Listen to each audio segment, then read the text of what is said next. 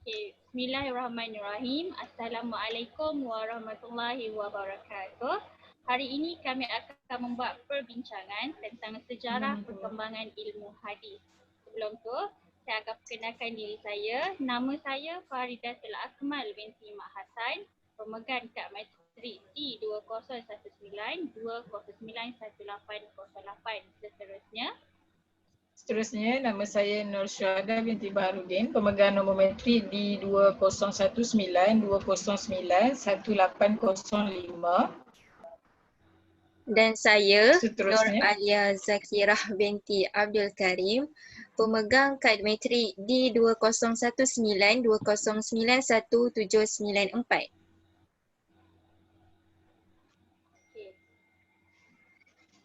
Okay, kita masuk kepada pengertian ulum al-hadis. Ulum bermaksud ilmu, hadis yang bermaksud perkara yang datang daripada Rasulullah SAW. Perkara yang diteliti dalam ulum hadis ialah sanad, rangkaian perawi dan matan teks hadis tersebut. Okay, ilmu ini menjadi keperluan utama bagi setiap mereka yang terlibat dalam periwayatan hadis. Melalui kaedah-kaedahnya dapat diketahui riwayat yang dhaif, riwayat yang sahih dan dapat mengetahui hadis yang diterima atau hadis yang ditolak. Okey, ulum al-hadis iaitu ilmu ini dikenali juga dengan beberapa nama lain seperti ilmu mustalah hadis, ilmu hadis dirayah dan riwayah. Ilmu usul al-hadis, namun nama ulum al-hadis merupakan istilah yang agak lewat dikenali, iaitu sekitar kurang ke-4 Hijrah. Okay, orang yang pertama yang menggunakan istilah tersebut adalah Iman Abu Abdullah Al-Hakim Al-Naishaburi melalui bukunya iaitu Ma'rifat Ulum Al-Hadis. Okey, kita masuk pula kepada pembahagian ilmu al-hadis. Ada dua. Yang pertama iaitu hadis riwayah dan yang kedua hadis dirayah. Hadis riwayah iaitu suatu pengetahuan yang disandarkan kepada junjungan besar Nabi Muhammad SAW secara khusus sama ada perkataan, perbuatan, takrir, sifat dan tingkah laku. Manakala hadis dirayah iaitu suatu ilmu untuk mengetahui keadaan sanad dan matan sama ada diterima atau ditolak serta perkara yang berhubung kait dengannya. Okey, orang yang pertama yang membahagikan ilmu hadis itu ialah Muhammad bin Ibrahim bin Sa'ad Al-Ansari. Dia orang pertama yang membahagikan riwayat tu kepada dua. Okay, kita masuk pula kepada sejarah perkembangan ilmu hadis pada zaman Rasulullah SAW. Segala perkataan, perbuatan dan takrir baginda merupakan pengakuan pengajaran. Yang kedua, apa jua yang disampaikan oleh Rasulullah adalah benar kerana baginda adalah maksum. Yang ketiga, para sahabat menghafal hadis-hadis Rasulullah kerana masyarakat Arab pada masa itu buta huruf tetapi mempunyai daya ingatan yang kuat. Okay, di zaman Rasulullah ni, ilmu hadis belum lagi diperkenalkan secara khusus. Namun, kaedah periwayatan sudah muncul secara tidak langsung. Iaitu para sahabat radhiyallahu anhu mendengar daripada Rasulullah kemudian menyampaikan kepada sahabat yang lain yang tiada semasa suatu hadis dinukilkan kepada Rasulullah. Ini dia sebar melalui sahabat kepada sahabat-sahabat yang lain. So, dari situlah hadis Rasulullah mula tersebar pada zaman itu. Okay, seterusnya.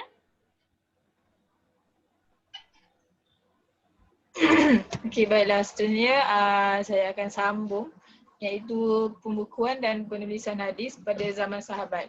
Pada mulanya tadi kita nampak pada zaman Rasulullah kan. Tapi time tu belum ada lagi lah pembukuan dan penulisan hadis. Jadi pada zaman sahabat ni apa yang berlaku? Sebelum tu sebelum kita nak mengetahui penulisan dan pembukuan hadis pada zaman sahabat ni, kita kena tahulah apa ni ciri-ciri sahabat ketika itu. Sebab ada dua golongan, ada dua pendapat, mana ada yang bersetuju untuk pembukuan dan penulisan hadis ni dan ada yang tak setuju. Jadi poin yang pertama, terdapat hadis yang membenarkan dan melarang aktiviti penulisan hadis. Namun tak semua sahabat yang suka atau menggalakkan aktiviti penulisan hadis.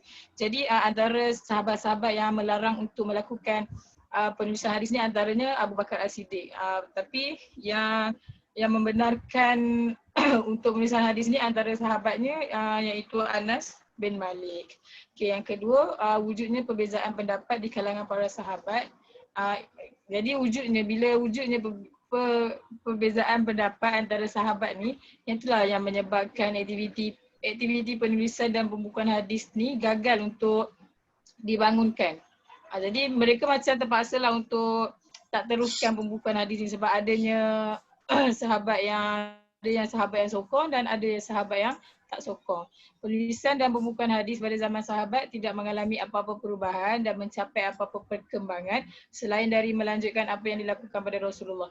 Jadi tujuan para sahabat ni nak bukukan hadis, mereka memang sebetul-betulnya ikut apa yang dilakukan pada zaman Rasulullah dan tak ada tokoh tambah lah kan. Kalau ikut kan dia pernah nak pembukuan hadis tu nak ikut apa yang berlaku pada zaman Rasulullah. Di samping menulis dan membukukan hadis dalam suhuf, para sahabat juga menggalakkan anak-anak dan murid mereka mencatat dan menulis hadis. Jadi dalam masa yang sama, sebelum nak bukukan hadis ni, para sahabat dia pun minta anak murid dan anak-anak mereka sendiri untuk mencatat dan menulis hadis. Seterusnya, selain daripada usaha individu, perlu juga dijelaskan di sini tentang hasrat Khalifah Umar Al-Khattab untuk membukukan hadis secara rasmi. Jadi Umar Al-Khattab ni juga antara sahabat yang dia support lah untuk nak pembukuan hadis ni. Seterusnya, beliau telah mendapat sokongan daripada sahabat yang meneruskan hasratnya, namun akhirnya beliau sendiri membatalkan hasratnya itu. Ini kerana beliau bimbang para sahabat akan menumpukan sepenuhnya kepada hadis dan meninggalkan Al-Quran. Jadi sebab apa? Pada mulanya Umar Al-Khattab ni dia memang dah bersungguh-sungguh lah nak bukukan hadis ni. Tapi tiba-tiba dia dah dapat sokongan, ramai lah yang sokong kalau dia nak bukukan hadis secara rasmi. Tapi bila dia fikir balik, tiba-tiba dia sendiri yang buat keputusan, dia cakap dia macam nak batalkan hasrat dia ni sebab dia risau kalau adanya pembukuan hadis ni nanti sahabat-sahabat pada zaman tu dia akan tumpukan kepada hadis dan dia tinggal tu Al-Quran tu. Sebab itulah Umar Al-Khattab macam tak boleh lah macam tu kan. Al-Quran pun samalah martabat dia dengan hadis. Okay, seterusnya. Jadi kegiatan membukukan secara rasmi dan sistematik ni belum wujud lagi pada zaman sahabat. Seperti mana juga pada zaman Rasulullah, tidak banyak perkara baru yang berlaku pada zaman sahabat. Jadi nak bagi tahu pada zaman sahabat ni masih belum berlakunya lagi pembukuan dan penulisan hadis sebab pada masa tu juga tak ada banyak perubahan pun yang berlaku. Maksudnya tak ada isu-isu lah yang nak dibangkitkan sampai nak ada penulisan hadis tu. Jadi sebenarnya tidak banyak perkara baru yang berlaku pada zaman sahabat. Kegiatan yang dilakukan sekadar melanjutkan apa yang dilakukan pada zaman Rasulullah. Jadi lepas tu tidak bermakna mereka berpegang teguh dengan larangan Rasulullah agar jangan menulis hadis. Dan bukan sebab tu maksudnya pada zaman sahabat ni bukanlah mereka ni terlalu pegang dengan kata-kata Rasulullah yang macam Rasulullah macam tak, sebenarnya Rasulullah macam tak galakkan pun kan ada penulisan hadis ni, tapi mereka macam untuk kemaslahatan akan datang, sebab itulah mereka nak buat penulisan hadis ni. Jadi larangan dan tegahan sebahagian sahabat daripada menulis hadis adalah berdasarkan kepada situasi dan keadaan tertentu sahaja. Macam saya cakap lah, sekiranya boleh buat penulisan hadis ni sekiranya berlaku apa-apalah yang membuatkan mereka terpaksa untuk menulis hadis. Jadi para sahabat tidak akan mengabaikan Al-Quran sebagai kitab rujukan utama mereka. Maka mereka bukan sahaja mengizinkan penulisan hadis, malah turut menggalakkan umat Islam berbuat demikian. Jadi sekiranya sahabat pada zaman tu dapat menjadikan Al-Quran tu sebagai rujukan pertama, sahabat-sahabat ketika tu bukannya dia sokong, malah dia galakkan lagi untuk penulisan hadis. Jadi dapatlah saya ringkaskan kat sini kan.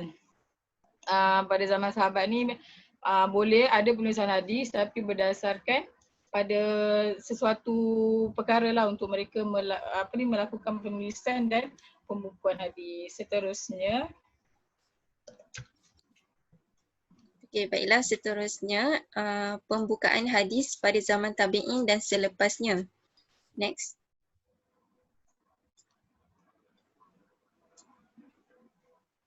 Okey, hadis pada zaman tabi'in dan selepasnya, para sahabat mempunyai pandangan dan sikap yang berbeza mengenai penulisan hadis. Begitu juga dengan zaman tabi'in. Perkara ini berlaku pada zaman awal tabi'in atau pada zaman kibar tabi'in. Wujudnya percanggahan di antara pro dan kontra dalam kalangan tabi'in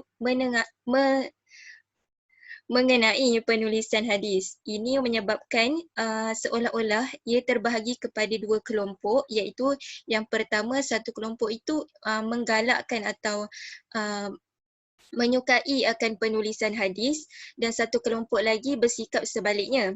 Antara kalangan ataupun kelompok yang tidak menyukai penulisan hadis ini ialah Abidah ibni Amru al-Salmani, Ibrahim al-Nakai, Amir al-Sya'bi dan lain-lain lagi. Sementara kalangan tabi'in yang menyokong akan penulisan hadis ini ialah Sa'id ibni al-Musayyib, Mujahid ibni Jabir, Al-Hasan al-Basri dan lain-lain lagi. Okay, next.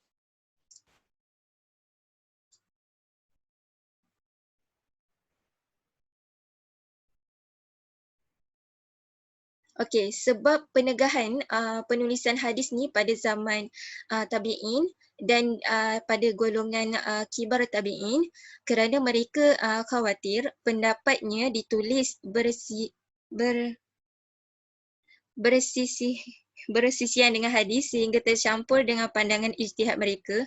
Kebimbangan para tabi'in ni bahawa umat Islam akan bergantung sepenuhnya kepada hadis yang ditulis dan mengabaikan kaedah hafalan hadis. Dan seterusnya.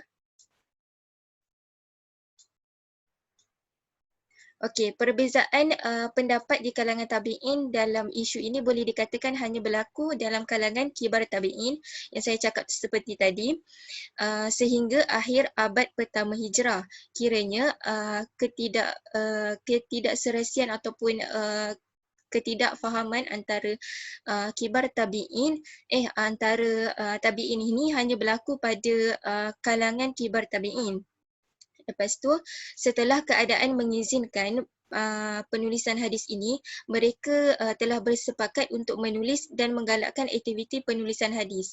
Okey, pada mulanya kibar tabi'in ni ada sesetengah ni tak terima akan penulisan hadis, tetapi ada sesetengahnya menerima, dan hakikatnya pada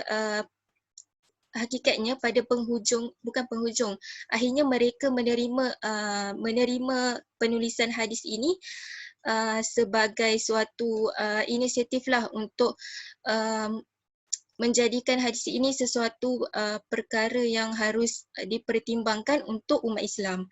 Okey, kata Imam An-Nawawi, maksudnya ulama salaf telah berselisih pendapat mengenai penulisan hadis.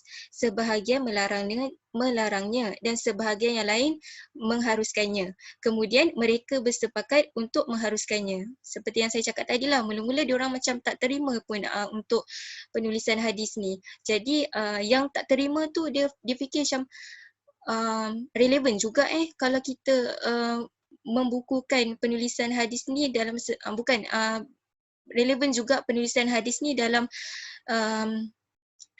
sesebuah hadis tu lah. Kiranya untuk umat Islam akan datang. Kiranya manfaat untuk umat Islam akan datang. Okey, perbezaan pendapat di kalangan Ausat dan Sigar tabi'in ini tidak berlaku pada sekitar awal abad kedua Hijrah.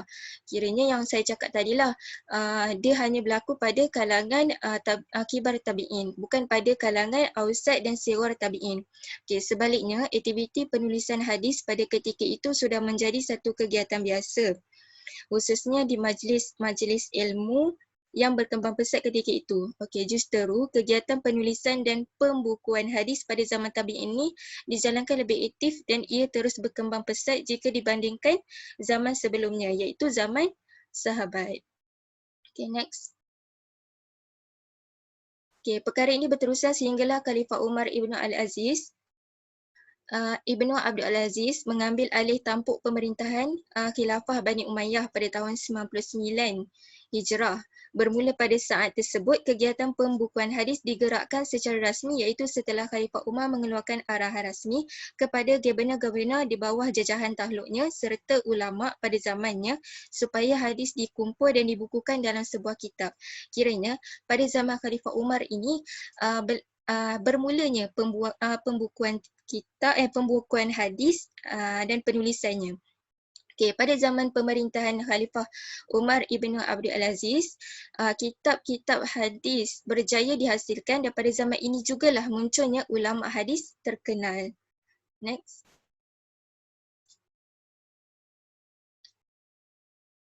Okey, faktor yang mendorong Khalifah Umar untuk membukukan hadis, yang pertama ialah kebimbangan beliau terhadap hadis-hadis Rasulullah SAW yang berkemungkinan besar akan hilang begitu sahaja sehingga tidak dibukukan dengan segera.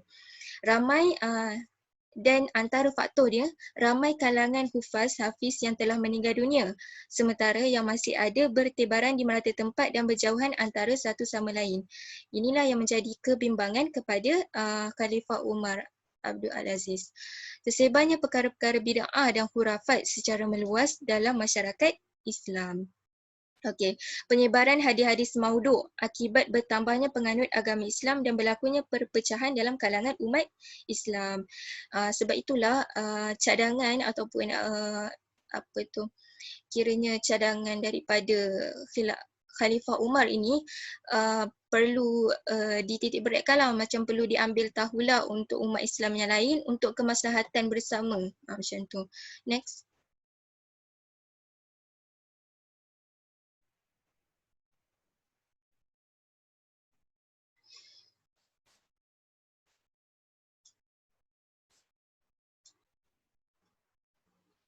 Okey, walaupun usaha untuk mengumpulkan dan membukukan hadis ke dalam satu kitab secara rasmi telah bermula dan giat dijalankan pada abad kedua Hijrah, namun kitab-kitab hadis yang dihasilkan oleh ulama pada abad tersebut mengandungi beberapa kelemahan. Kiranya pada abad yang kedua, walaupun ia telah dibukukan tetapi adanya sedikit sebanyak kelemahan daripada pembukuan kitab-kitab tu.